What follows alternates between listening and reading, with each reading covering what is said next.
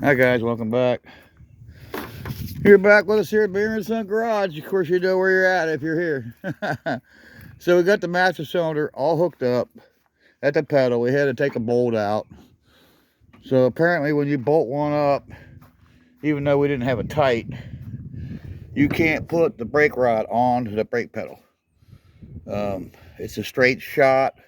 The pedal's straight, shot in there.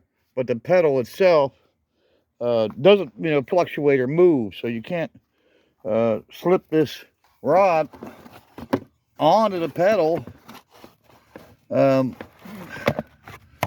moving that like that. So you have to literally move the whole master cylinder out and then get it on the little stem, little peg sticking out on the brake pedal, that rod right there, that little hole right there goes into it. So then there's a brake light switch. Yeah, it was fun. You put the brake light switch on too.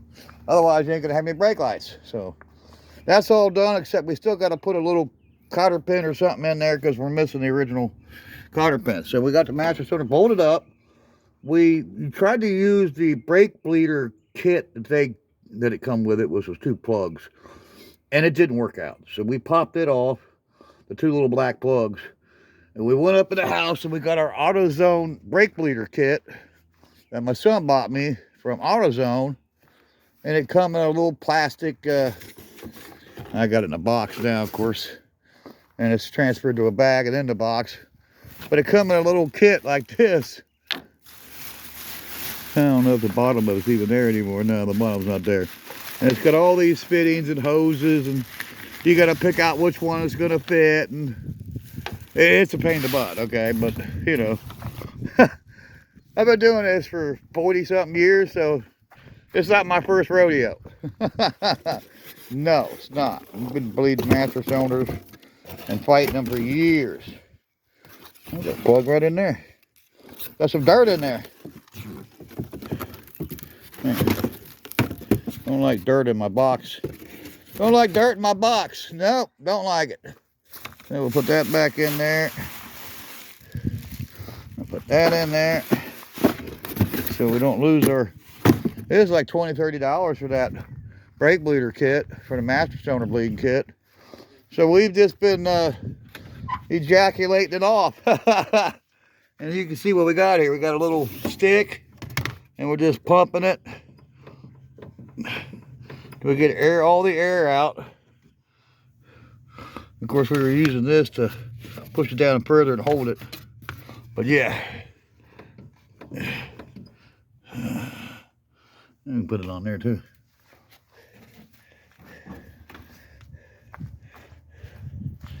Now my great friend Mike Willis from the bus garage, what he would do is he would take it off now, then hook the lines up to it, then release the pedal, then put the fittings on it. After you release the pedal, put the brake fittings on it, and then have somebody push and then open the bleeders up out, the screws, the lines. Open the lines out here. And I'm not going to do that. I don't have a second person. I could do it with a stick in there. I still could do it. But we're not going through that. So just about done, guys. We're just going to bolt that up. Or it's already bolted up. Then put the lines on it.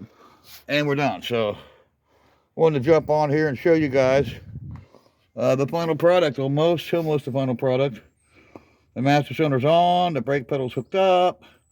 And we're bench bleeding it.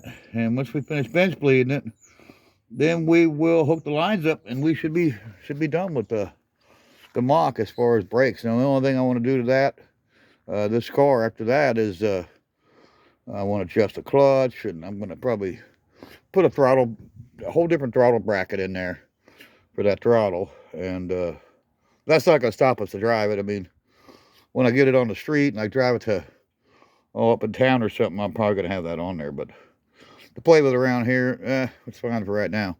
But we're going to adjust the clutch. We got a heater core to put in. We want to put a 180 thermostat in it at least, so we got some kind of heat. We're going into spring now. It'd be nice to have a little heat. And the old girl, she hadn't had no heat in, oh God, 20 years. This the heater core went out. Yeah, I bypassed it, and you can see what I did. I took a heater hose And I went from the intake down to the water pump. And there it is, you can see it. There's the bypass hose that it has anyways from the factory, but then I bypassed the heater core. So there's the heater core hoses right there. So it's inside there. We'll have to pull that whole heater box out of it and change the core out. Which I got a core that's been sitting around for 20 years and I don't want to put it on, so push you on the apparatus here. See if we can't catch any of the action here. I don't know. I don't think I'm going to attempt it. I'm going to have brake fluid all over my hands. And yeah, I already got dirt on my hands now. So we'll just go ahead and jump out of here. We'll show you the finished product on the next one. All right, guys. So check out my friend's Actions Auto Parts. Check out my buddy Jamie Phillips and his channel, his cool junkyard, all his cool stuff. See what he's up to. He's been doing all kinds of stuff. Jamie Phillips, Actions Auto Parts. That's Jayme, Jamie Phillips. And check out my friend Scott's Speed Shop. See you in the next one. Bye-bye. Monster's getting better.